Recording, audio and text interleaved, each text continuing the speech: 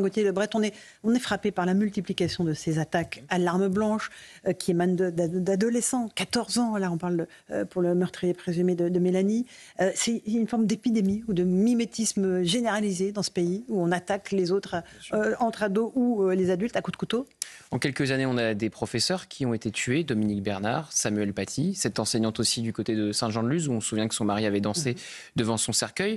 On a ensuite eu une élève à Nantes, 57 coups de couteau, et aujourd'hui, on a une surveillante. Et comment ne pas penser aux propos complètement inconséquents du président de la République qui ont 48 heures où il pointait du doigt ceux qui, au lieu de parler d'écologie, faisaient du lavage de cerveau sur les faits divers. Il n'y a pas une semaine sans qu'on ne compte pas un mort, une victime, sans qu'on n'en parle pas sur les chaînes info et les stations de radio. Nous avons eu donc Benoît, à peine enterré du côté de Dax, tué à coups de couteau pour une histoire de casquette le soir de la finale de la Ligue des Champions. On se retrouve quelques jours plus tard à parler de cette surveillante qui avait un jeune enfant qui se fait tuer elle aussi à coups de couteau. Comment ne pas penser non plus aux propos d'Elisabeth Borne qui disait à la mère d'Elias, qui lui a répondu ce matin, qu'il ne fallait pas légiférer à chaud. La mère d'Elias qui a pris la parole parce qu'il y a quelque chose qui a changé, qui est en train de changer, c'est que les familles de victimes parlent. C'était précisément le thème de mon émission. Arrête de dire, et il y a plus. Donc après, c'est compliqué de dire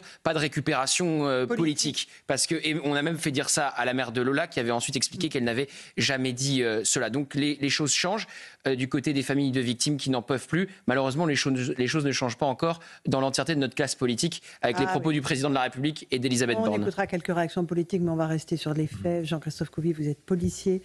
Évidemment, comment est-ce que vous réagissez à cette épidémie d'attaques à l'arme blanche ? Qu'est-ce que ça veut dire pour vous ?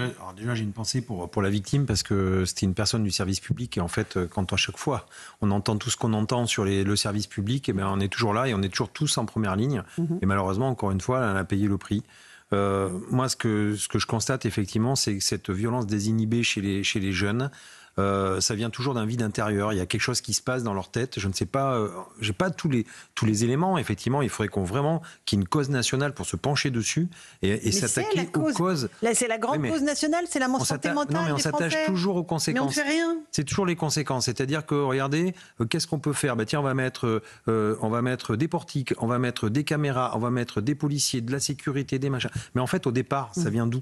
C'est ça, moi, qui m'intéresse. C'est comme dans une épidémie, il y a un foyer épidémique. Il faut l'isoler, il faut traiter ce foyer et éviter que ça se propage. Et aujourd'hui, justement, on a une jeunesse qui est cassée. Regardez ce qui s'est passé suite à la victoire du PSG. Il y a eu aussi beaucoup de jeunes qui n'étaient pas connus des services de police. L'affaire Naël, il y a 2 ans, on avait pris un tiers de jeunes, pareil, qui n'étaient pas connus. Donc, en fait, on voit qu'il y a cette violence latente dans l'esprit chez ces jeunes. Et en fait... c'est ça qu'il faut contrer. Et c'est pas qu'une réponse policière ou de justice, ça en fait partie, mais il va falloir vraiment une réponse sociétale. Je vais vous passer la parole dans un instant, Éric Revel. On va juste partir sur le terrain, rejoindre Mélina Fachin, l'envoyée spéciale d'Europe 1. Bonsoir Mélina, vous êtes sur place à Nogent, en Haute-Marne, depuis le milieu de la journée. Il y a beaucoup d'émotions. Vous avez rencontré des proches de la victime, c'est bien cela ? Oui, effectivement, l'émotion, elle est très vive ici dans cette petite commune de 3500 habitants. Les élèves sont éprouvés, choqués par l'attaque à laquelle beaucoup ont assisté ce matin. J'ai rencontré un garçon de 14 ans, scolarisé en 3e, comme le jeune agresseur. Il me disait qu'il était lui-même en train de faire la queue ce matin pour que son sac soit fouillé par les gendarmes. Lorsqu'il a entendu les cris de cette surveillante, il a vu son camarade, un couteau à la main, l'a frappé plusieurs fois, puis la jeune femme est tombée à terre. Les quelques 300 élèves de cet établissement ont ensuite été confinés plusieurs heures avant que leurs parents ne viennent les récupérer. Tout le monde dit ici que ce collège et cette commune sont des endroits tranquilles. Personne n'arrive à comprendre ce qui s'est passé. Écoutez Aurore, elle est la cousine de la victime venue déposer une rose blanche devant le collège. On se demande comment ça a pu arriver en présence des forces de l'ordre, comment ça a pu aussi vite. Alors je me doute que c'était très inattendu et que les coups portés ont été nombreux, c'est compliqué à comprendre. Qu'est-ce que vous ressentez aujourd'hui ? De la tristesse surtout qu'on a ma cousine qui se marie samedi, donc ça va être compliqué tout ça. De la tristesse, de la compréhension, de la colère oui et non, c'est aussi une histoire d'éducation tout ça. Mais on voudrait comprendre comment c'est possible, comment ça a pu arriver et pourquoi elle. Demain, les cours ici seront annulés, mais le collège restera ouvert pour que les jeunes qui le souhaitent puissent venir parler de ce qu'ils ont vécu. Une cellule psychologique sera mise en place. Merci beaucoup Mélina Fachin, envoyée spéciale d'Europe 1, avec ce témoignage de la cousine de Mélanie, bouleversant évidemment, Éric Revel. Oui, on est sidéré, on est sous le choc, mais on est en colère surtout. Quand j'écoute la ministre de l'Éducation nationale, j'appelle Madame Fadez, tellement ses propos sont plats, son émotion absente, en tout cas en apparence, les platitudes qu'elle enfile comme des perles autour d'un collier, je suis en colère parce que je trouve que la réponse politique... Mais c'est pas en gesticulant qu'on fait avancer les choses non plus. Attendez, très bien, mais si vous allez sur place, avec vos mots traditionnels, c'est presque si elle nous expliquait pas que la République ne reculerait pas et que les choses et qu'on serait implacable. Mais elle fera rien. Mais si vous voulez, moi il y a autre chose qui me frappe, c'est la position hors sol du président de la République. Pendant qu'il est en train de participer à un sommet sur le réchauffement climatique, eh bien, il ne lavera pas le cerveau des Français avec l'eau polluée des océans. Je veux dire par là que la menace qui pèse sur les Français aujourd'hui, c'est pas la cause louable des océans pollués, c'est la menace pour leur sécurité. Et un chef de l'État doit protéger ses citoyens. Donc il est hors sol. J'espère qu'on lui dira très souvent lorsqu'il donnera des interviews, ne regrette-t-il pas d'avoir expliqué que tout cela n'était que des faits divers, il y aurait tellement de petites phrases pour s'exonérer de son propre fiasco, parce que si c'est un fait de société, il est comptable, il est redevable. Si c'est un fait divers, vous comprenez, il ne peut pas s'occuper de faits divers, il est au-dessus de tout ça, le président de la République. On va parler de la réponse politique. Non, mais je vous le dis parce que moi, instant. je suis quand même très en colère. Moi, j'ai dit on ne croit plus les politiques. Vous avez raison. Et quand on écoute la litanie des prénoms, vous vous rendez compte, c'est horrible. Et j'en prends ma part. On oublie les prénoms des précédents et des précédents et des précédents. De notre mémoire. Donc le président de la République ne nous lavera pas le cerveau avec l'eau des océans pollués qu'il est en train de défendre à Nice. Alors repartons sur le terrain. Je vous passe la parole ensuite, François Pupponi. Un jeune qui était sur place au moment où il y avait ce contrôle des sacs fait par les gendarmes. Il a assisté à toute la scène. Écoutez ce qu'il dit. Il y avait une fouille par les gendarmes. Et l'élève, on le voyait, il faisait des allers-retours comme s'il réfléchissait à ce qu'il allait faire, etc. Et donc après que la plupart des élèves sont rentrés dans l'établissement, l'élève il brandit le couteau et il a couru sur la surveillante justement. Et donc à ce moment-là, on entend la surveillante qui crie, etc. Elle tombe au sol et dès qu'elle est tombée au sol, la police s'est retournée et donc l'élève il a été interpellé. François Pupponi, pour ce récit. Visiblement, il a été perturbé par quelque chose. Voilà, et il est passé à l'acte, tout le monde était rentré, lui n'était pas rentré. Donc il faudra faire qu'on comprenne comment ça s'est passé, mais c'est assez troublant. Après, ce que j'attends, moi, des politiques, c'est qu'ils disent, comme l'a dit un peu tout à l'heure le ministre de l'Intérieur, voilà pourquoi on en est là. Oui. Quelles sont les responsabilités collectives ? Pas un autre que les fichiers de leur... Et voilà comment on va répondre à la question, parce qu'on sait pourquoi on en est là. Bien sûr. Alors. Si c'est pour nous dire, vous inquiétez pas, on va réfléchir, on a un rapport, on va mettre en œuvre. Non, ça les Français, comme vous l'avez dit tout à l'heure, les Français n'y croient plus. Mais c'est fini. C'est fini. Mais ce que j'arrive pas à comprendre, c'est que les politiques n'ont pas compris que les Français n'y croyaient plus. Enfin, c'est ça qui me sidère. Naïma Mfadel, rapidement. Moi, j'attends des politiques, ceux qui sont là depuis plus de 30 ans aujourd'hui, qu'ils présentent leurs excuses. Voilà, qu'ils disent pardon, on a failli, on n'a pas su mettre en place les politiques qu'il faut pour justement que vos enfants ne soient pas tués. Moi, c'est ça que j'attends. Et je suis... vous savez, quand j'ai entendu le président de la République, j'étais pas en colère, j'étais extrêmement triste. Vraiment, je me suis dit, mais comment il a pu dire ça quand on pense à toutes ces familles qui ont perdu leur enfant? Je me suis dit, mais comment autant de mépris, autant de cynisme, autant de détachement à dire cela en nous parlant en comparaison avec l'océan? Mais excusez-moi, mais la première des missions que je souhaite que l'État mette en place, c'est la sécurité et la protection qu'il nous doit, et celle aussi de nos enfants, bien avant l'océan. Bien sûr. Et il faudra aussi que les parents fassent eux aussi une introspection sur la façon dont ils éduquent aujourd'hui les jeunes enfants. On regarde le profil de cet ado de 14 ans. Sabrina Berlin-Bouillet nous dresse le portrait de ce jeune, a priori sans problème. Service police-justice de CNews. Sabrina. Concernant le profil de ce meurtrier présumé, on en sait plus. Il est âgé de 14 ans. C'est un élève de ce collège, Françoise Dolto, en classe de 3e. Il n'est pas connu des services de police ni de justice concernant son comportement à l'école. La ministre de l'Éducation, Elisabeth Borne, précise de son côté que cet élève ne posait pas de problème particulier, selon elle. Il était même désigné référent harcèlement dans son collège. Et pourtant, on a appris qu'il avait été exclu à 2 reprises en début d'année pour avoir perturbé la classe. Reste maintenant l'une des questions centrales dans cette affaire, celle du mobile. Que faisait cet élève avec un couteau sur lui? Pourquoi s'en est-il pris à sa surveillante? Une enquête est ouverte par le parquet de Chaumont. Merci beaucoup Sabrina Birlin-Bouillet. On est en ligne avec le docteur Maurice Berger, qui est pédopsychiatre, spécialiste de la violence chez les mineurs. Bonsoir à vous. On a très peu d'éléments concernant ce passage à l'acte ce matin de cette adolescente de 14 ans, professeur docteur Berger. Mais est-ce qu'on peut dire qu'il y a une forme de généralisation de la violence avec les armes blanches dans notre pays? Est-ce que c'est un phénomène que l'on peut comme ça pointer?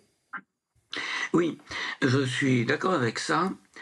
Je pense qu'il y a actuellement ce que j'appelle une attaque au couteau d'atmosphère, pour paraphraser le djihadisme d'atmosphère. Et c'est tout à fait important, parce que je pense qu'un certain nombre de mineurs qui ont une identité fragile, qui cherchent des modèles, vont prendre ainsi des modèles de héros destructeurs, qui sont, je dirais, pratiquement à disposition. Alors ça pose problème, parce que on a deux sortes de meurtres différents, en gros. On peut penser évidemment à la déclaration de la mère d'Elias ce matin, où là, je considère qu'il y a une succession de ratés énormes de la part de l'appareil judiciaire, etc. C'est-à-dire, c'est horrible à dire, je pense que c'est un meurtre évitable. Dans le cas de ce jeune, actuellement, il manque énormément d'éléments pour aller plus loin. Je suis mal à l'aise pour en parler. Mais j'irai volontiers vers chercher un trouble peut-être psychiatrique, peut-être un trouble avec une difficulté à faire des différences entre ce que ce jeune pensait et la réalité, c'est-à-dire quelque chose de poreux entre ce qu'il pense et l'imaginaire, et il allait prendre un modèle d'identification qui est actuellement effectivement dans l'atmosphère. Alors c'est dramatique, parce que non seulement parce qu'il y a eu une personne tuée, parce qu'il y a un enfant petit qui a perdu sa mère, mais aussi parce que là, je trouve que l'État n'a pas failli à ce moment-là, puisqu'il y avait le portique. Vous avez raison. Donc, il n'y avait pas de portique, il y avait en tout cas des contrôles de sacs faits par les gendarmes au moment où le drame s'est déroulé. Docteur Maurice Berger, est-ce qu'on peut parler de mimétisme? Est-ce que ça existe? Est-ce que le fait que ces attaques au couteau se multiplient peut entraîner certains esprits faibles au passage à l'acte? Ah, tout à fait. Tout à fait. Regardez les contrôles aléatoires qui ont été faits dans les 2 derniers mois. Les 2 derniers mois ont montré sur 950 contrôles aléatoires, 95 ports d'armes blanches à l'entrée des établissements scolaires. Donc on est vraiment devant un phénomène de masse. Les Anglais le prennent en encore plus. Donc du coup, les juges ont décidé de lever l'anonymat. Carrément, c'est-à-dire on ne respecte plus l'anonymat des mineurs et on dit tel mineur a commis tel acte gravissime. Et ça change quoi que ce soit à la réalité ou pas, de nommer de donner le nom des passeurs Effectivement, la question c'est celle de la prévention. Au niveau de la prévention, il y a les mesures qu'on propose actuellement. Je pense qu'il faut aller plus loin, c'est-à-dire tout port d'armes de catégorie D, et il faut élargir les catégories D, c'est l'application de la loi, c'est-à-dire la prison ferme pour une durée, moi je pensais 15 jours au départ, les courtes peines, mais on arrive à un tel nombre de tués que je me demande s'il ne faut pas une peine plus lourde. Le deuxième point, c'est quand on dit l'interdiction d'achat des couteaux. Mais enfin, les couteaux, ils se trouvent dans la cuisine. C'est-à-dire que le couteau, maintenant, c'est devenu la Kalachnikov du collégien et du lycéen. Donc oui, interdisons la vente des couteaux aux mineurs, mais ça suffira pas. Ce que je me demande, et là-dessus, je ne suis pas au point, clairement, c'est 2 choses. C'est tout d'abord, il faudrait des messages contre cette identification à des héros destructeurs avec meurtre au couteau. C'est-à-dire des messages sur les réseaux sociaux qui commenceraient par « tuer, c'est minable ». Et puis après, le courage, c'est soit d'y renoncer, soit d'en parler. Enfin, il faudra trouver une formule, mais désigner qu'on n'est pas un héros quand on tue. Et puis le dernier point, c'est qu'il va falloir mettre en place une recherche. Une recherche avec des cliniciens expérimentés qui ont fait des suivis au long cours de ces sujets mineurs auteurs de meurtres pour essayer de comprendre quels sont leurs points communs. Et à ce moment-là, effectivement, on pourra peut-être avancer dans la prévention. Docteur Maurice Berger, une dernière question posée par Louis de Ragnel. Moi, j'avais 2 questions, docteur. La première, est-ce que vous faites un lien avec des conflits importés? Parce qu'on disait, notamment il y a une dizaine d'années, que l'arrivée du couteau sur le continent européen vient notamment du terrorisme palestinien. Et puis, j'avais une seconde question que j'avais notée. Voilà. Peut-être la première. Il y a une quarantaine d'années, il y avait beaucoup de petits garçons qui allaient à l'école avec des canifs, des opinels. Et pourtant, ils ne passaient pas à l'acte. Qu'est-ce qui a changé? Ouais. Alors, est-ce que c'est un conflit importé? Par rapport à l'utilisation de l'arme, uniquement. Dans l'utilisation des armes, c'est possible. C'est possible, mais quand même, il y a le rôle de l'éducation, le rôle des parents. Soit on est dans un continuum, dans une continuité d'actes violents depuis l'école primaire. Et dans ce cas-là, je dirais que effectivement, on a un problème de violence chez certains mineurs d'origine immigrée, une violence qui existe dans le pays d'origine, mais qui est contenue par des lois beaucoup plus sévères. Et quand ça arrive chez nous, cette violence s'exprime autrement. Maintenant, votre deuxième question, je suis désolé, je l'ai oubliée. C'était sur les opinels, je crois. Non, mais est-ce qu'il il y a 40 ans, il y avait beaucoup de petits garçons qui allaient à l'école avec des canifs et des opinels, et pourtant qui ne passaient pas à l'acte. Qu'est-ce qui a changé entre cette jeunesse-là et celle d'aujourd'hui? Alors effectivement, on allait avec des canifs, mais c'était éventuellement pour couper les tranches de pain du goûter, ou c'était pour tailler des branches d'arbres, des choses comme ça. Donc, ce qui a changé, je répète, si on est devant une continuité, effectivement, il y a au niveau éducatif un ensemble d'interdits. Les interdits qui sont les interdits fondamentaux. C'est-à-dire, on ne fait pas ça à autrui, tu n'aimerais pas qu'on te le fasse. Et ça, c'est quelque chose actuellement qui est complètement dissous chez un certain nombre de familles. Heureusement, pas chez toutes. Quand c'est une pathologie, un trouble individuel, comme c'est peut-être le cas chez ce jeune, je pense que là, on est hors quelque chose qui est presque hors société. C'est-à-dire qu'il aurait utilisé un autre moyen, peut-être. D'accord. Merci beaucoup. C'est à discuter. Merci beaucoup, docteur Maurice Berger, pédopsychiatre, d'avoir pris du temps pour nous répondre dans Punchline sur CNews et sur Europe 1. On va évoquer maintenant le volet politique. On l'a déjà évoqué à travers la prise de parole d'Emmanuel Macron, qui était complètement décalé en début de semaine. On se rappelle, Gauthier Lebret, il a dit qu'on brainwashait, qu'on lavait le cerveau des Français avec des faits divers. Encore une fois, je renvoie aux proches des victimes, qui ne se taisent plus. Ils ont décidé de ne plus se taire. On entendra tout à l'heure la mère d'Elias, qui avait livré un témoignage bouleversant. Et qui a répondu à Elisabeth Borne. Et qui a répondu aussi à Elisabeth Borne, qui lui disait qu'il fallait réfléchir. Non, il n'est plus le temps de réfléchir, il est le temps d'agir. Mais en fait, on a des solutions qui sont disponibles. Et on a l'impression que les politiques passent à côté tous depuis 40 ans. Et qu'on ne les écoute plus. Moi, je serais on va écouter dans un instant d'autres. Je serais Elisabeth Borne et Emmanuel Macron, heureusement, honnêtement, j'aurais honte. Franchement, j'aurais honte d'avoir dit ça. 48 heures plus tard, il y a un nouveau mort. D'avoir dit ça juste après la mort de Benoît, enterré à Dax, qu'on faisait du lavage de cerveau avec les faits divers et qu'il fallait mieux parler d'écologie. Et ce soir, le président de la République, il va faire un grand exposé sur les océans. Mais quel Français en a quelque chose à fiche des océans ce soir? Mais on a tous. On parle de la sécurité. C'est important, Gauthier, c'est très important. Mais vous pensez que dans la liste des priorités des Français, il y a les océans? Mais c'est important. Franchement, le président de la République qui va faire un exposé sur les océans ce soir, mais c'est une plaisanterie. Il est décalé par rapport à l'actualité, mais on ne va pas dire que c'est pas important. Mais il est décalé par rapport à son propre pays.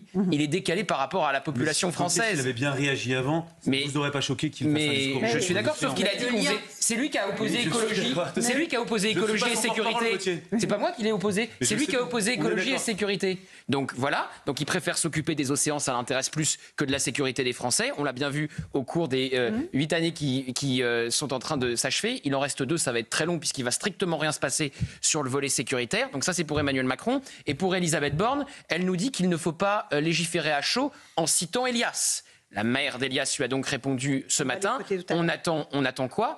Et on a donc des politiques qui, comme le disait Éric tout à l'heure, enchaînent les mots creux comme des perles sur un collier. La République ne reculera pas, l'école doit être un sanctuaire. Et pendant ce temps-là, on compte les morts. Parce que c'est ça aussi le bilan, c'est on compte les morts. Alors, oui, François Pupponi qui apprend ce qui est terrible, c'est que Elisabeth Borne et le président de la République ont été désavoués par le Premier ministre cet après-midi à l'Assemblée. Quand il dit on a un rapport, je demande à Denis Mouchou de le mettre en œuvre le plus rapidement possible, donc il faut légiférer. Un rapport sur les couteaux. Sur les couteaux. Donc je lui demande très vite de légiférer. Et ensuite, il dit ce ne sont pas des faits divers, ce sont des faits de société. Donc là, on est en plus dans une situation politique où il y a au plus haut niveau de l'État non pas un discours uniforme, unanime, d'empathie, de respect, mais au contraire... et où François Bayrou prendra la parole sur ce qui s'est passé ce soir à 20h, quand Emmanuel Macron nous parlera des poissons dans l'océan. Écoutez d'ailleurs la réaction de Marine Le Pen cet après-midi, elle a pris la parole lors des questions d'actualité au gouvernement à l'Assemblée nationale. Écoutez. Les mots n'ont jamais suffi, les mots ne suffisent pas, les mots ne suffiront pas. Aujourd'hui, alors qu'elle remplissait sa mission au service des enfants de France, qu'elle était un de ces maillons qui permet de garantir à nos enfants le droit à l'éducation, tel que décrit dans la Déclaration universelle des droits de l'homme, à 31 ans, Mélanie est morte poignardée par un élève. Mes pensées vont à sa famille et en particulier à son très jeune enfant. Un nouveau drame vient donc de toucher l'école et par conséquent l'ensemble de notre nation. Un drame, pas un fait divers, sur lequel on brainwasherait, un drame qui appelle une réponse politique. C'est parce qu'il n'y a jamais eu de réponse politique que notre société a vu la vie être progressivement désacralisée. C'est parce qu'il n'y a jamais eu de réponse politique que l'ultra-violence s'est banalisée, en particulier chez les mineurs. C'est parce qu'il n'y a jamais eu de réponse politique que des enfants deviennent orphelins et des parents sont obligés d'enterrer des enfants victimes de la barbarie. Les différents ministres de la Santé, de l'Éducation nationale, de la Justice, de l'Intérieur, qui n'ont pas pris la mesure depuis des années de la dérive d'une partie de la jeunesse, de son ensauvagement, de l'impact des réseaux sociaux et de la banalisation de la violence chez les adolescents, entre eux et contre eux-mêmes. Ces mots, tirés de la lettre publiée par la mère du jeune Elias, il y a quelques jours, sonnent terriblement justes en ce 10 juin. Alors, Monsieur le Premier ministre, quelle va être la réponse politique du gouvernement à ce drame qui suscite la peur de toutes les familles qui vivent dans l'angoisse de voir l'un des leurs tomber sous le coup des barbares et qui suscite, c'est à la fois juste et légitime, l'émotion, l'indignation, voire même la colère du peuple de France. Voilà l'interpellation de Marine Le Pen en direction de François Bayrou, qui lui a bien saisi l'enjeu, qui n'était pas aussi décalé que le président de la République avec ses phrases.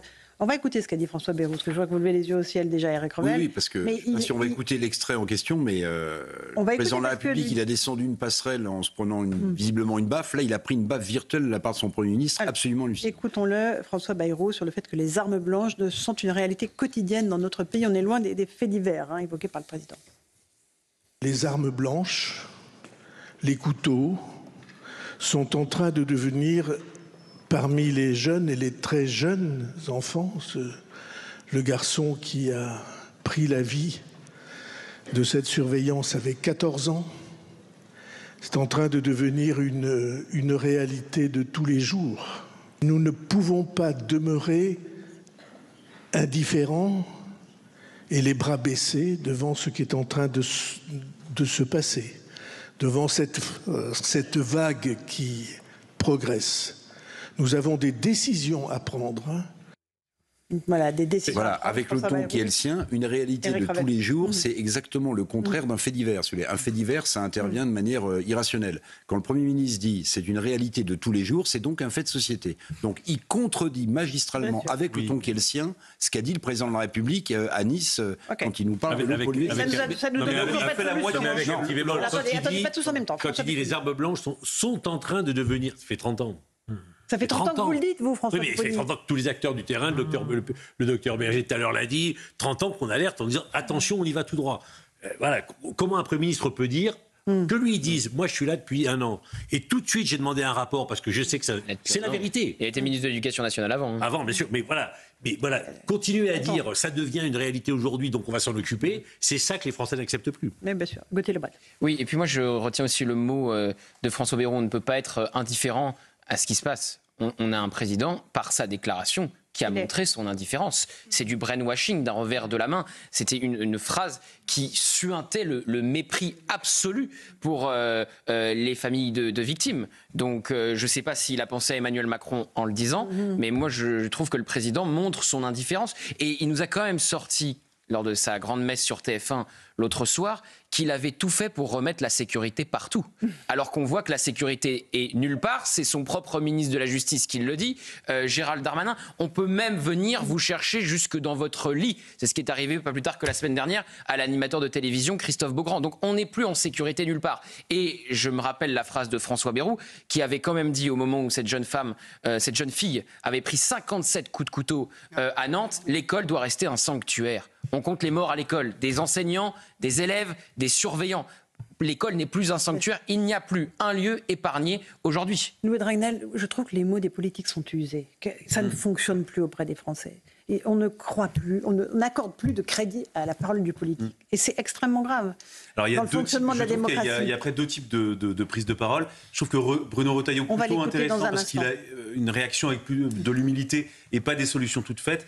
Et quant à François Bayrou, alors je suis d'accord avec vous, peut-être qu'il a fait la moitié du chemin, c'est positif, c'est très bien, mais que ne fait-il pas en termes d'action ? Le problème, c'est qu'on est tous comme ça, pantois, on attend. Tout le monde attend désespérément, il ne se passe jamais rien, il n'y a jamais de loi qui est votée, et il n'y a même pas de tentative. Mais si elles sont votées, elles sont détricotées. Alors il y a Gérald Darmanin qui tente quelque chose, là, avec les partis politiques, il va essayer de les réunir, et il a annoncé qu'il allait essayer de faire un projet de loi pour renforcer durcir les peines pénales. Et cette proposition, il la fera au Premier ministre, au Président, au début de l'été. Mais je trouve que François Bayrou, honnêtement, voilà, on reste toujours un peu sur sa faim. À force de se dire qu'on réagit jamais à chaud, eh bien, on réagit jamais à froid. Parce que par rapport à ce que je rebondis sur ce que disait Gauthier Lebret, ceux qui disent oui, il faut surtout pas réagir à chaud. À froid, moi, j'ai jamais vu aucune décision qui était prise. Et par rapport à ce qui est de la récupération politique, aujourd'hui, elle est indispensable. Et si aujourd'hui les familles de victimes commencent à hausser le ton, commencent à hurler leur colère et montrer qu'ils ne sont pas satisfaits de la réponse politique, c'est précisément parce qu'on leur a toujours dit attention, faut surtout pas faire parler ces émotions, on verra ça plus tard, le plus tard n'arrive jamais. Et donc c'est insupportable pour les familles de victimes, et c'est pour ça qu'aujourd'hui elles se réveillent, et c'est pour ça que maintenant il n'y a plus jamais un discours qui consiste à dire vous n'aurez pas ma haine, marche blanche avec des crayons, tout ça c'est terminé, ça c'est le monde d'avant, et je pense que beaucoup de politiques n'ont pas encore compris qu'on a changé d'époque. Il est 18h30, on est en édition spéciale sur CNews et sur Europe 1 après le meurtre de cette surveillante à Nogent, en Haute-Marne. On va écouter Bruno Retailleau, ministre de l'Intérieur. Lui, il était en déplacement auprès des sapeurs-pompiers, parce que vous savez que 2 jeunes sapeurs-pompiers volontaires, 22 et 23 ans, sont morts lors d'une intervention à Lens, dans l'Aisne. L'immeuble sur lequel ils intervenaient s'est écroulé sur eux. C'est un drame, évidemment, absolu. Et il s'est exprimé aussi sur ce qui s'est passé à Nogent. On écoute Bruno Retailleau. Donc, ou bien il y a une hypothèse de santé mentale, et alors il faudra voir s'il y avait eu des signalements, s'il y avait un suivi particulier, ou alors c'est autre chose, et on tombe dans ce que j'ai déjà appelé la barbarie, qui doit nous questionner collectivement. J'ai souvent dit qu'une société laxiste qui avait déconstruit tous les repères, tous les cadres communs, la notion de respect qu'on doit à chacun d'entre nous, la notion d'autorité, la notion de hiérarchie, cette société du laxisme avait engendré parfois, finalement, d'une fabrique de barbares. Pour l'instant, c'est trop tôt pour le dire. Les mots sont forts, Gauthier Lebret, il martèle ce qu'il a dit, hein. C'est lui qui le premier a posé le mot barbare dans l'espace public, mais est-ce qu'il a les moyens, encore une fois, de faire ce qu'il souhaite pour rétablir la sécurité en France ? Il est ministre de l'Intérieur, il n'est ni Premier ministre, ni Président de la République, et il n'a pas une majorité absolue à l'Assemblée nationale. Donc non, comme Gérald Darmanin, d'ailleurs, qui va proposer des peines minimales à la rentrée, qui sont encore plus dures que les peines planchées, puisque c'est dès le premier acte de délinquance. Non, les 2 hommes qui incarnent le côté le plus à droite de ce gouvernement, le côté régalien, n'ont pas l'entièreté des possibilités pour mettre en place telle ou telle mesure efficace pour que ça s'arrête. Mais il faudrait un tel choc. C'est pas une petite loi. C'est pas interdire les couteaux à la vente aux mineurs, alors que, comme l'a dit le docteur Berger, ils peuvent en trouver plein leur cuisine. Oui. C'est le choc doit être beaucoup plus profond, j'allais dire même beaucoup plus violent pour que les choses bougent. C'est même pas les jeux vidéo. Le Japon est la société la plus consommatrice en matière de jeux vidéo. C'est l'une des sociétés les moins criminogènes du monde. Donc même ça ne suffira pas. C'est pas parce que vous allez interdire les jeux vidéo aux mineurs ou aux moins de 16 ans que ça va changer quelque chose. Il faut un choc judiciaire très profond, un choc d'autorité. Quand vous arrêtez 500 émeutiers et que vous en mettez un en prison, alors qu'il y en avait plusieurs milliers dans les rues de France, évidemment, vous n'êtes pas crédible. Évidemment, vous n'êtes pas crédible. Donc, et puis, ça doit partir de l'Élysée. Au lieu de faire une soirée spéciale, j'y reviens sur les océans, pourquoi pas une soirée spéciale sur la sécurité? Ça n'a jamais été fait. Non. Tiens, parce que ça demande beaucoup de courage. Et surtout, on peut constater tout de suite les résultats ou pas. Voilà. C'est pas le nombre de plastique dans les océans. C'est un peu. Beaucoup de courage parce que c'est qu'ils se sont trompés. Ah oui. C'est ça qui est difficile pour eux. Je précise, il faut assumer les conséquences politiques des décisions qui doivent être prises. Elles sont tellement ce que disait Gauthier, il y a un besoin de violence, de force de la part de l'État et de la part des politiques qui vont prendre ces décisions, que ça va être tellement difficile à assumer qu'il y a très peu de gens qui veulent le faire. Jean-Christophe Couy, vous êtes policier. Est-ce que ce que vous entendez de la part des politiques est suffisant, vous convient, ou est-ce que vous dites on n'y arrivera pas, en fait, on n'y arrivera pas? Non, j'espère qu'on va y arriver parce que de toute façon, on n'a pas le choix. Il faut qu'on y arrive. On a des générations déjà. On a nos enfants qui grandissent dans ce monde-là. Et moi, je veux que pour mes enfants, je leur veux un monde différent. Donc nous, on se bat aussi tous les jours au quotidien pour faire améliorer les choses. Après, effectivement, je pense qu'il y a une génération ou deux là où c'est trop tard. On ne pourra pas les faire revenir en arrière. Il y a eu des délinquants, des générations qui sont, les jeunes, ils sont surreprésentés dans la délinquance. Ça, c'est un fait. Les chiffres parlent d'eux-mêmes. Donc, ce qu'il faut s'intéresser, c'est les prochaines générations. Et donc là, moi, j'attends aussi qu'un homme politique, des hommes politiques nous disent voilà, moi, je veux emmener la société. J'ai une telle vision de la société. Maintenant, il va falloir qu'on mette les moyens. Et c'est pas que des moyens police et justice, encore une fois. C'est pluridisciplinaire. C'est-à-dire qu'il faut effectivement reprendre j'allais dire, il faut que tout le monde aille à l'école du bon sens à un moment donné. Avant, on avait dans les villages, par exemple, on avait des autorités naturelles. C'était le maire, c'était le curé, c'était le professeur des écoles et souvent le gendarme ou le policier. Bon, voilà. Donc ça, c'était les personnes vers qui, naturellement, il y avait une autorité et on les écoutait. Aujourd'hui, tout ça, c'est fini. Les maires, ils sont attaqués pareil dans les mairies, on se fait même brûler les mairies. Les policiers se font cracher dessus et intimider, et puis derrière, il n'y a pas de réponse non plus de l'État. Je veux dire, effectivement, les professeurs des écoles, on le voit bien maintenant, la violence, quand on dit elle ne rentrera pas dans les collèges et lycées, elle y est déjà. Elle est installée. Point. Voilà.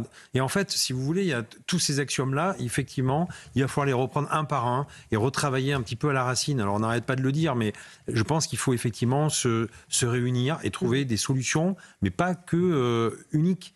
Encore une fois, c'est pluridisciplinaire. Il n'y aura pas qu'une seule vision. Mais oui, il faut reprendre. Et effectivement, un couteau, c'est puni par la loi. Normalement, un port d'un couteau, c'est 1 an de prison. Voilà. Je connais personne. Personne ne fait 1 an de prison parce qu'il a un couteau sur lui. Et pourtant, la loi le permet. Donc, à un moment donné, il va falloir effectivement cibler une trentaine, une quarantaine. C'est le Canada qui a fait ça. Des délits qui sont vraiment qui empoisonnent la vie tous les jours des citoyens et mettre le paquet dessus et marquer vraiment son empreinte en disant maintenant c'est fini. La République est en faillite à ce niveau-là. Parce qu'effectivement, on a sorti tous les acteurs publics qui pouvaient et qui devaient jouer ce rôle-là ont petit à petit disparu dans un certain nombre de territoires, mais pas seulement, globalement partout. Et aujourd'hui, qu'est-ce que font les gens? Ils se retournent vers la religion. Vous disiez tout à l'heure, on respectait le curé. Bon, aujourd'hui, on respecte le rabbin, l'imam, le curé selon où on habite et selon sa religion. Et il y a des parents qui disent, mais moi, je ne crois plus à cette République, et donc je confie mes enfants à un homme religieux qui, lui, va mettre du cadre. Moi, je l'ai vécu régulièrement. Enfin, ce retour du religieux, c'est aussi ça. Mais parce qu'on constate que la République est plus capable de le faire. Et on attend un discours républicain qui dit, non, on va reprendre notre place. On attend des actes. On attend des actes, bien sûr, des actes. Les discours, on en a marre. Mais sincèrement, avec l'état budgétaire dans lequel on est... Mais là, vous avez raison, François. c'est qu'on n'en est même pas au discours. C'est qu'on a un président qui nous explique qu'on fait du lavage de cerveau avec quelques faits divers et que tout ça est méprisable et qu'il faudrait mieux parler d'écologie. C'est qu'on a une ministre de l'Éducation qui nous dit « faut pas légiférer à chaud » et elle ose citer le nom d'Elias au moment où elle nous dit ça parce que Elias, il a été tué. Pourquoi ? Il a été tué à cause d'une réforme portée par Nicole Belloubet et soumise aux voix d'Éric Dupond-Moretti. Donc oui, ça doit être compliqué de se regarder dans la glace tous les matins parce que c'est la fameuse césure. On vous condamne dans un premier temps, on vous donne votre sanction 6 à 9 mois plus tard. Si les tueurs d'Elias avaient été tout de suite mis à l'ombre, Elias n'aurait pas été tué à la machette. Donc effectivement, ça doit être compliqué parce que le bilan, c'est aussi des morts. Le bilan, c'est aussi des morts. Et ça doit être compliqué de pouvoir assumer ça ensuite en se réveillant le matin et en y pensant. Parmi les platitudes et les fadaises qu'a donc prononcé tout à l'heure Elisabeth Borne sur place à Nogent, en Haute-Marne, pour ce nouvel assassinat, elle a cité un chiffre qui, moi, m'a sidéré.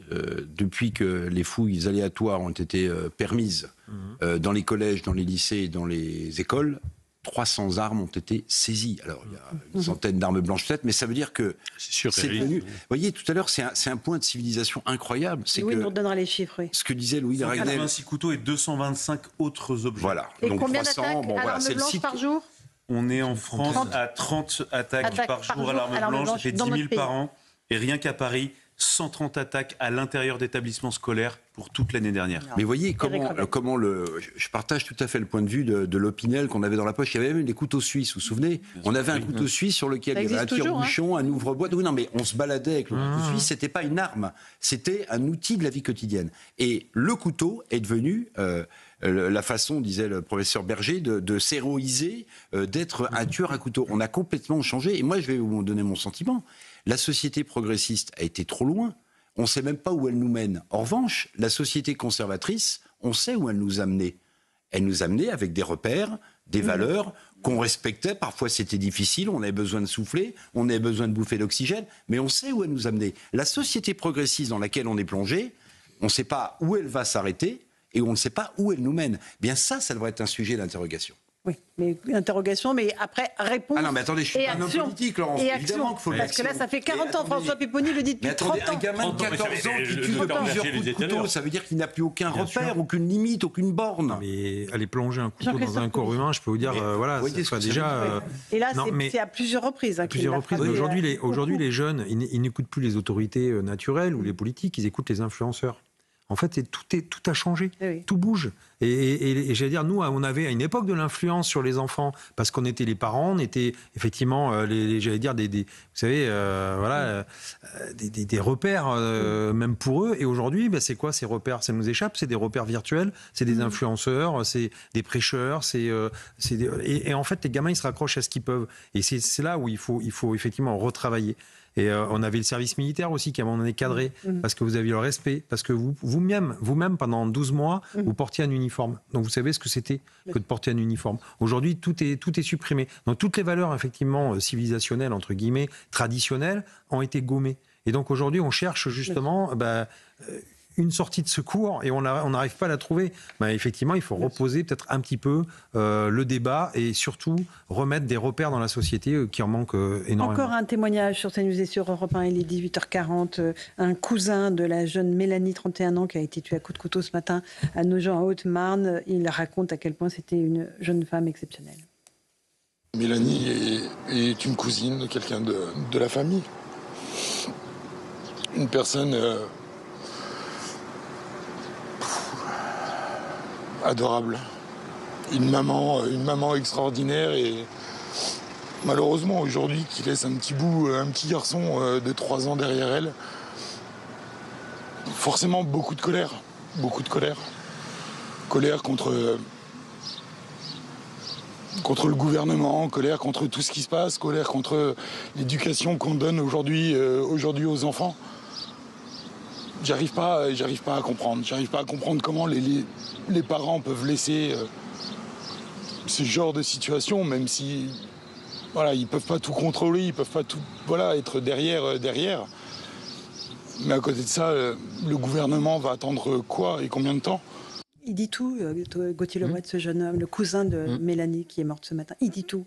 La colère contre le gouvernement, l'inaction, les paroles comme ça qui passent, et puis les victimes qui passent, qu'on oublie, et puis qui défilent sous nos yeux horrifiés. Et je vais vous dire, je trouve que toutes les familles de victimes qui s'accumulent restent très calmes, très dignes à chaque fois. Comment elles élèvent la voix, hein. Oui, mais de manière très calme. Ce que je veux dire, c'est qu'il n'y a pas d'émeute après la mort de Mathis, après la mort d'Elias, après la mort de Thomas à Crépol. Il n'y aura pas d'émeute pour cette surveillante, comme il n'y a pas eu d'émeute pour Dominique Bernard, Samuel Paty, la prof assassinée à Saint-Jean-de-Luz. Il n'y a pas eu d'émeute pour cette jeune femme, jeune fille qui a reçu 57 coups de couteau à Nantes. Les Français sont très calmes, très très calmes quand on vient tuer leurs enfants, leurs compagnons, leurs femmes, voilà. Très dignes, très calmes. Effectivement, ils prennent la parole. La veuve, vous l'avez rappelé, la veuve Comines, la maman d'Elias encore ce matin.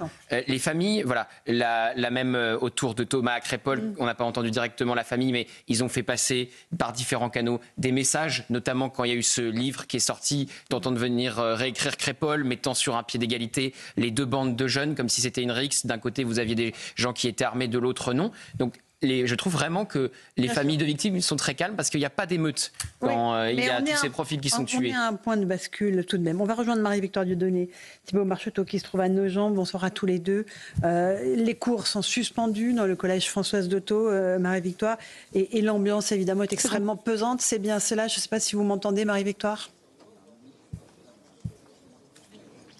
Oui, tout à fait, Laurence, je vous entends. Et évidemment, l'ambiance a été très pesante tout au long de cette journée. Actuellement, les abords du collège Françoise Dolto sont plutôt vides. Néanmoins, comme vous pouvez le voir juste ici, plusieurs élèves ou parents sont venus déposer quelques roses en soutien. Et puis, parallèlement à tout cela, c'est l'enquête qui, elle, ne fait que débuter. Je vous le rappelle, le collégien de 14 ans a pu être interpellé immédiatement après les faits. Il a donc été entendu et interrogé par la gendarmerie. Aujourd'hui, leur objectif, évidemment, c'est de comprendre les motivations de ce jeune. S'agit-il d'un acte prémédité? Si oui, depuis combien de temps et surtout avec quelle motivation? Alors sur ce sujet et sur le profil de cet individu, nous avons pu échanger avec de nombreux habitants, élèves et parents. Ils sont tous évidemment extrêmement choqués, d'autant plus que l'individu ne correspond à aucun profil alarmant. Ils le décrivent tous comme un jeune homme normal, sympathique. Il était même, vous l'avez beaucoup dit, il était même le référent harcèlement de la classe. Mais parallèlement à cela, nous avons aussi appris par Elisabeth Borne qui s'était déplacée. Nous avons appris qu'il avait été exclu de cours avant le mois de novembre. Ce sont donc divers éléments, des zones d'ombre qu'une conférence de presse qui aura lieu demain à 17h pourrait permettre de commencer à éclaircir. Mais nous resterons en tout cas mobilisés pour éclaircir ce dossier et mieux comprendre les circonstances de ce drame. Merci beaucoup Marie-Victoire Dieudonné. Thibault Marcheteau sur place à Nogent en Haute-Marne. Conférence de presse demain à 17h. On en saura sans doute plus. On le suivra évidemment en direct sur nos antennes. Mais pour l'instant, le mystère est entier. On ne sait pas ce qui a pu motiver ce passage à l'acte de ce garçon de 14 ans de s'en prendre comme ça avec une telle violence à une surveillante lors d'une fouille de sac. Je parlais tout à l'heure dans mon éditorial et on s'en est fait l'écho avec Gauthier et Louis du fait que les victimes désormais prennent la parole. Parce qu'avant c'était le silence, le deuil. On vous oublie, merci, on vous a vu une fois, merci de disparaître. Aujourd'hui, c'est fini. Harmonie Comines qui a dit « La France a tué mon mari ». Qui était gendarme. Il y a le père de Benoît qu'on a entendu hier, qui est mort à Dax la semaine dernière. Il allait fêter ses 18 ans samedi. Puis il y a la maman d'Elias qui a parlé ce matin à notre consoeur Apolline de Malherbe.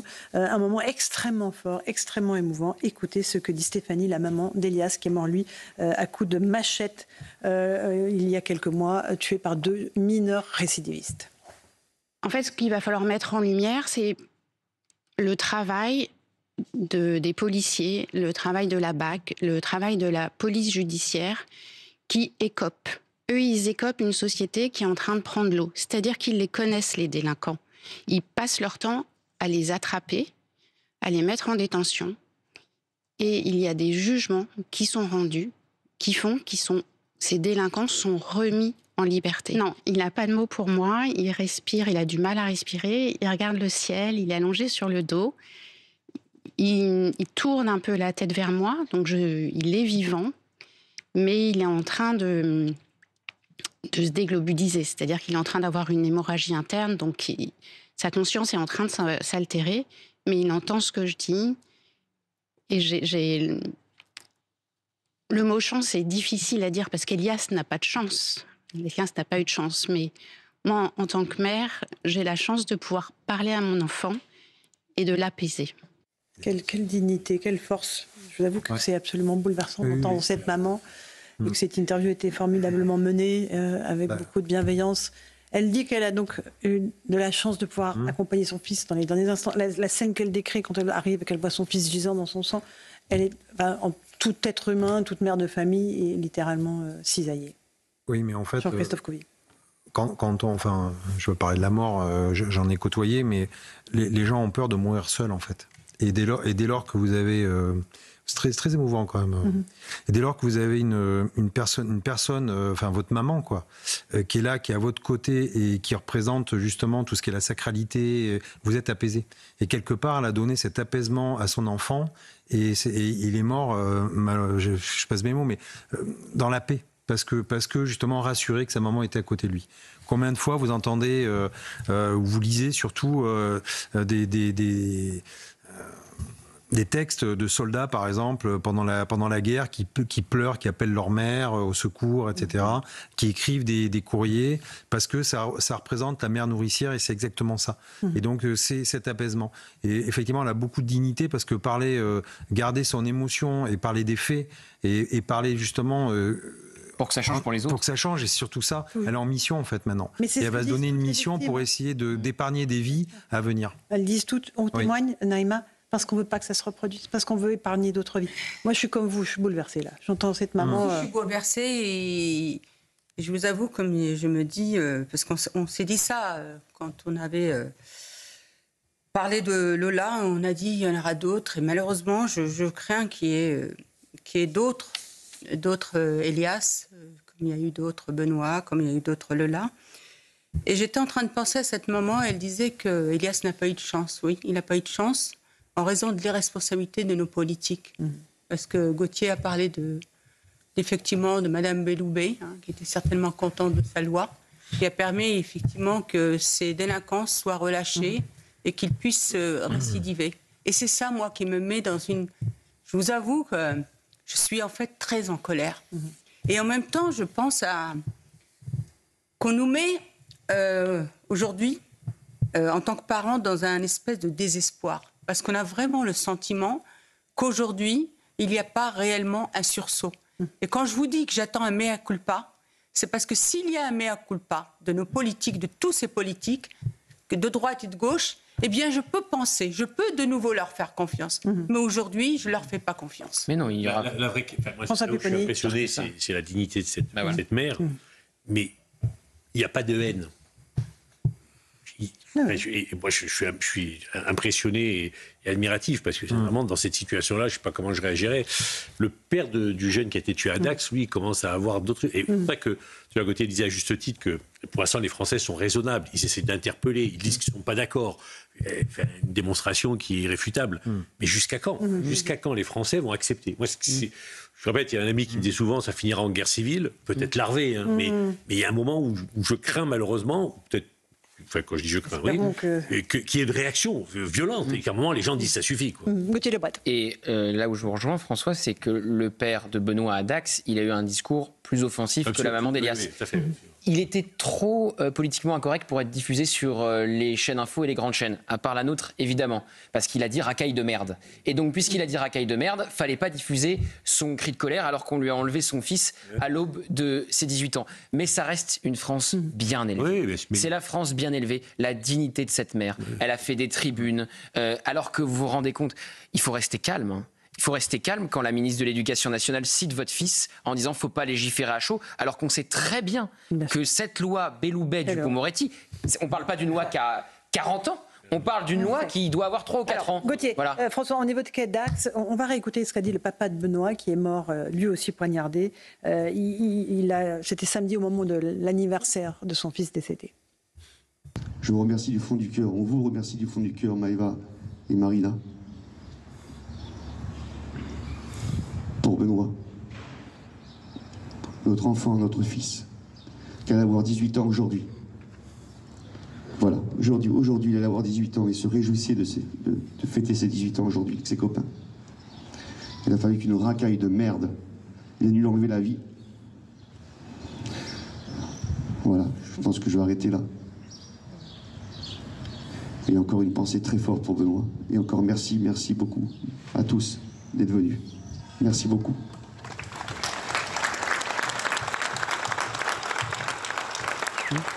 Voilà, c'était à Dax vendredi. La différence, qu'il se passe quelque chose. Enfin, il se passe que les pères des victimes, les parents des victimes, les victimes elles-mêmes. Il y a un moment, ils disent c'est plus possible. Parce qu'ils veulent pas rester dans l'anonymat.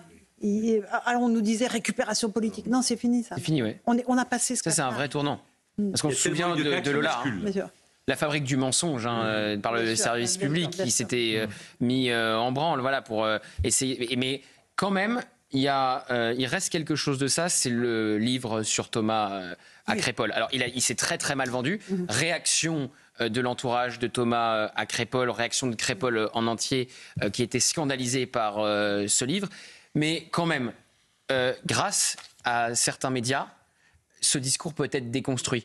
Ils n'ont plus le monopole du récit. Et c'est ça qui les rend fous. Alors, ils n'ont plus le monopole du récit. Les victimes parlent, Louis, et c'est ça aussi qu'on notait ensemble depuis hier. Ça y est. Bien sûr, mais je pense que ça rejoint un peu ce que disait Gauthier, c'est-à-dire que maintenant aussi les victimes savent que leur parole va avoir du crédit. Et c'est vrai qu'en relayant leur parole, on leur accorde du crédit. Si on ne relayait pas leur parole, ce qui était le cas pendant des dizaines d'années. Non mais il y a 15 ans, la parole, là, Gauthier a raison. La parole. Il n'osait pas. Mais quand bien même il l'aurait prise, personne n'aurait pris le risque, entre guillemets, de se dire on va passer la parole. Tout le monde aurait dit ce n'est pas raisonnable. Faut laisser passer la colère. C'est tout ça parce qu'ils sont dans l'émotion, dans l'excès, tout ça. Non, maintenant, en fait, il n'y a pas une personne autour de ce plateau qui n'accorde pas 100% de crédit et de raison au père de Benoît. Et moi, je trouve que même dans ses mots, objectivement, il est extrêmement sobre. Il est extrêmement sobre. Des moments où, dans le discours, il va un peu plus loin. Oui, bien sûr, mais qui peut le lui reprocher? Mais faisons un sondage. Parce qu'il parle d'immigration, oui. Faisons un sondage. Je pense que vous avez 80% des Français qui soutiennent le discours de ce père. Et je pense qu'il n'y a pas un seul Français, ou il y en a très très peu, qui demain, s'il y avait des trucs avec des bougies, des fleurs et tout ce que vous, des paillettes, vous n'aurez pas ma haine avec de la musique un peu mièvre. Il n'y a pas un Français qui ne se reconnaisse dans ces cérémonies grotesques. Mais vous savez pourquoi? Parce qu'en fait, on a expliqué à des gens qui étaient révoltés, qui avaient de la souffrance. Mais non, surtout pas. N'exprime pas ce que tu ressens. Ne dis pas ce que tu as, la colère que tu as en toi. Vous allez faire le jeu d'eux. Et donc, vous avez toute une génération, plusieurs générations qui ont pris sur elles et qui ont enfoui ça au fond d'elles, qui n'en peuvent plus. Et de la même manière, la récupération politique, il y a beaucoup de gens qui ont compris que maintenant, c'était indispensable de faire, entre guillemets, ce qu'on appelle de la récupération politique. C'est-à-dire, en fait, une seule chose, mettre des mots sur ce qui s'est passé et proposer des solutions. Parce qu'en fait, on n'avait même pas le droit d'esquisser le début du commencement d'une solution. Parce que sinon, on vous disait, oh là là là là, vous êtes en train de récupérer. Mais heureusement qu'il y a des... Le politique sert à quoi? Pourquoi il parle? Je termine simplement, François, vous qui avez été député, à quoi sert le législateur si ce n'est à s'emparer de problèmes de la société pour changer la situation? Non mais la mission basique d'un député ou d'un sénateur, c'est celle-là. Mais c'est vrai que les gens ne parlaient pas parce qu'ils avaient le sentiment d'être seuls. C'était un fait divers. Là, ils sont plus seuls. Aujourd'hui, ils sont plus tout seuls. Donc ils disent, mais il faut qu'on parle. Parce que ça arrive tous les jours. Donc ils se libèrent la parole eux-mêmes parce qu'ils ont le sentiment qu'effectivement, ils ont un rôle à jouer pour la société. Parce que ce qu'ils font, ils parlent pourquoi? Pour leur souffrance, leur douleur, mais aussi pour que ça n'arrive plus. Et en fait, ils prennent le rôle du politique. C'est-à-dire qu'ils disent, il y a un problème, nous, on va vous le dire, le problème. Voilà quel est le problème, et il faut qu'on le règle. Alors, il est 18h55, on va saluer nos auditeurs d'Europe 1. Ils vont rejoindre Pierre de Villeneuve pour Europe 1 Soir. Nous, on reste sur CNews pour continuer à évoquer ce drame de Nogent en Haute-Marne, Jean-Christophe Couvi, et cette libération de la parole de victime. Est-ce que vous, policiers, ça vous surprend? Le fait que ça y est, les parents, les victimes elles-mêmes qui se cachaient, qui étaient dans l'anonymat, disent aujourd'hui on veut parler, on veut témoigner. En fait, souvent, ils nous parlaient à nous, policiers. Oui, bien sûr. Donc c'était les premiers à recueillir ces paroles. Et quand ils voulaient une résonance médiatique, on leur fermait effectivement les écoutilles. On leur disait non, mais c'est bon. Voilà. Mais moi, je trouve que les victimes, elles ont tous les droits. Parce qu'elles n'ont rien demandé. Et en fait, c'est l'État, justement, qui doit faire en sorte qu'elles ne soient pas des victimes. Donc c'est facile à dire, mais en même temps, pour ça, on paye des impôts. Voilà, c'est le contrat social, on paye des impôts, on attend que l'État nous protège, on attend de vivre sereinement. Et c'est vrai que quand on est parent, eh bien oui, on fait confiance à nos enfants, ils sortent. Et il n'y a rien de pire de recevoir un coup de fil de la police en gendarmerie pour dire que votre fils est décédé, mort. Ça doit être les moments les plus éprouvants pour un policier ou un gendarme. On n'est pas préparé à ça. Bien sûr. Jamais on nous prépare à l'école de police à annoncer à un père ou une mère les circonstances du décès de leur fils. Donc on prend sur nous, on essaie de pas se faire de transfert parce que sinon on deviendrait dingue. Parce que passez toute votre carrière à annoncer des décès aux gens, aller chez les familles parce que des fois vous arrivez dans leur maison et souvent c'est pas par téléphone, vous vous déplacez et là vous dites écoutez, on va vous asseyez-vous, faut qu'on vous dise quelque chose et tout de suite les parents comprennent. Et en fait on est toujours ce premier lien avec les parents. Et vous prenez tout en pleine face en fait. Bien sûr qu'on en prend plein la figure et on n'est pas, encore une fois je vous dis, on n'est pas préparé à ça. Donc oui, maintenant aujourd'hui les victimes et les parents, les familles des victimes prennent la parole. Alors après effectivement il faut faire attention. C'est toujours délicat parce que il y a toujours l'émotion. Et quand on a de l'émotion, c'est normal, il n'y a pas de contrôle. Et après, quand on a le législateur... Lui, la mère d'Elias, elle était émue, elle a été très contrôlée. Mais elle est c'est son contrôle à elle. C'est ça qui est formidable. C'est-à-dire qu'elle-même, elle essaye de construire quelque chose, en fait. Et donc, après, le législateur lui doit prendre en compte ça pour que ça n'arrive plus. Et aujourd'hui, effectivement, quand vous avez une Assemblée nationale qui est en lambeaux avec plusieurs partis, il n'y a pas vraiment de consensus pour faire évoluer la loi. Bien, les législateurs doivent se poser la question, qu'est-ce que je fais dans l'Assemblée ? Voilà. L'idée, c'est d'avoir un monde meilleur et c'est de faire en sorte que les citoyens français s'y retrouvent. C'est catastrophique, c'est qu'ils ont fait évoluer la loi ces dernières années, dans le mauvais sens. Dans le sens des délinquants. Rien n'est fait pour le droit des victimes, rien. Et vous le savez, dans les commissariats, même pas autant le délinquant a le droit à un repas. En fait, on leur donne des numéros de téléphone d'association. Voilà. La seule réponse, c'est les associations. Mais c'est terrible. Et donc, nous, c'est le système D des policiers. Dans les commissariats, on se débrouille justement pour emmener les victimes à l'hôpital, aux UMJ, etc. Enfin, je veux dire, c'est que de la débrouille. Et après, c'est vous avez les associations, allez les voir, etc. Enfin, je veux dire, je pense qu'il y a vraiment à travailler là-dessus. Et aujourd'hui, l'accusé a plus de droits que les victimes. Merci à tous d'avoir participé à cette édition spéciale sur CNews consacrée à la mort de Mélanie, 31 ans, à Nogent en Haute-Marne. J'imagine que vous y reviendrez dans 100% politique. Bien sûr.